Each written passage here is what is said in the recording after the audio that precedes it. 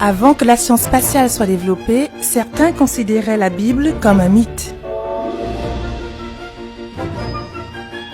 Mais aujourd'hui, la science prouve que la Bible est un fait.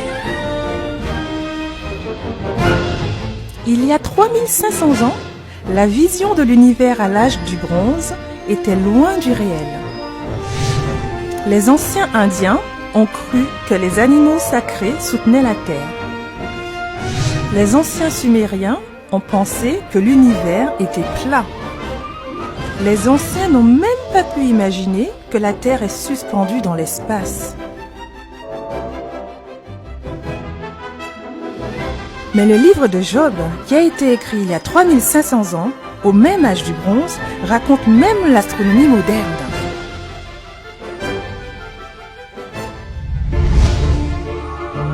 Il suspend la Terre sur le néant.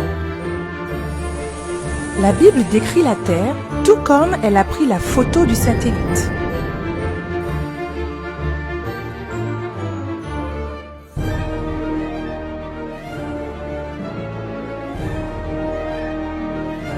Et à notre grand étonnement, ce livre de Job contient déjà des connaissances astronomiques modernes. Dans cet âge moderne, c'est le sens commun que la Terre flotte dans l'espace. Mais est-ce que c'était aussi le sens commun à l'âge du bronze ?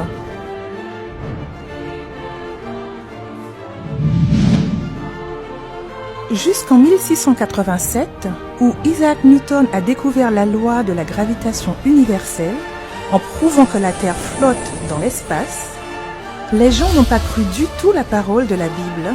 La Terre est suspendue sur le néant. Mais la science s'est développée et cela a prouvé que les écrits de la Bible sont des faits. La Bible a également parlé de la révolution du Soleil il y a déjà 3500 ans. Et le Soleil, semblable à un époux qui sort de sa chambre, s'élance dans la carrière avec la joie d'un héros. Il se lève à une extrémité des cieux et achève sa course à l'autre extrémité. Pourtant, c'est au XXe siècle que l'humanité a découvert que le Soleil tourne autour du centre d'une galaxie. L'astronome Bertil Lindblad a prouvé que le Soleil tourne à une vitesse d'environ 250 km par seconde. Il a prouvé que les textes bibliques sur la révolution du Soleil sont des faits. Il y a 3500 ans, la Bible a correctement décrit la structure interne de la Terre.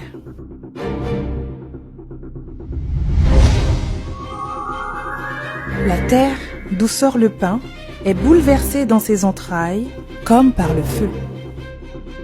Il s'agit de la connaissance de base des sciences de la Terre. Il y a un lac de feu au-dessous de la Terre où nous sommes debout. Cependant, jusqu'au XIXe siècle, les gens ont considéré comme absurdes les paroles de Dieu, selon lesquelles il y a un lac de feu dans la Terre. C'est parce que la structure interne de la Terre a été découverte au XXe siècle.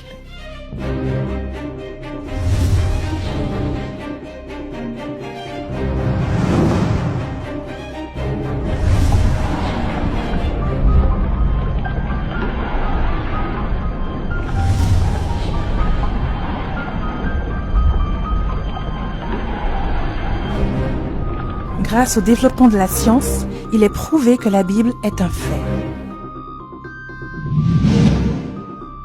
Il est sûr que les anciens n'avaient pas de connaissances sur le cycle de l'eau il y a 3500 ans. Cependant, il est écrit au sujet du cycle de l'eau dans la Bible qui a été écrite il y a 3500 ans. Il attire à lui les gouttes d'eau, il les réduit en vapeur et forme la pluie. Les nuages la laissent couler, ils la répandent sur la foule des hommes. L'eau circule selon 3 étapes, l'évaporation, la condensation et les précipitations. Des millions de tonnes d'eau sont évaporées par l'énergie solaire de la surface des océans et des rivières. Et les vapeurs, en entrant en collision avec les nuages, deviennent des gouttelettes d'eau. Il pleut. En ce qui concerne le cycle de l'eau, au XVIe et XVIIe siècle, Pierre Perrault et Edmund Marriott l'ont découvert grâce à des expériences. Il est de nouveau prouvé par la science que la Bible est un fait.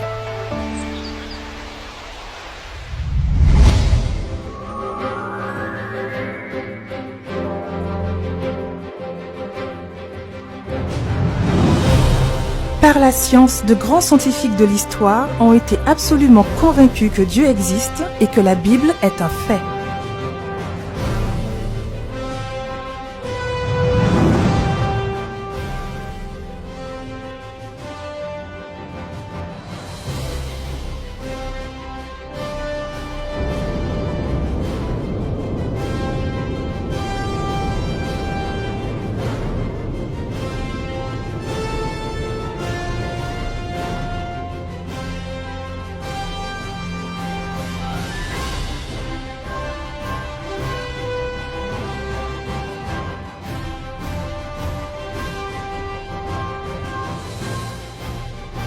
Ainsi, la Bible est un fait du point de vue scientifique et dépasse même la science moderne.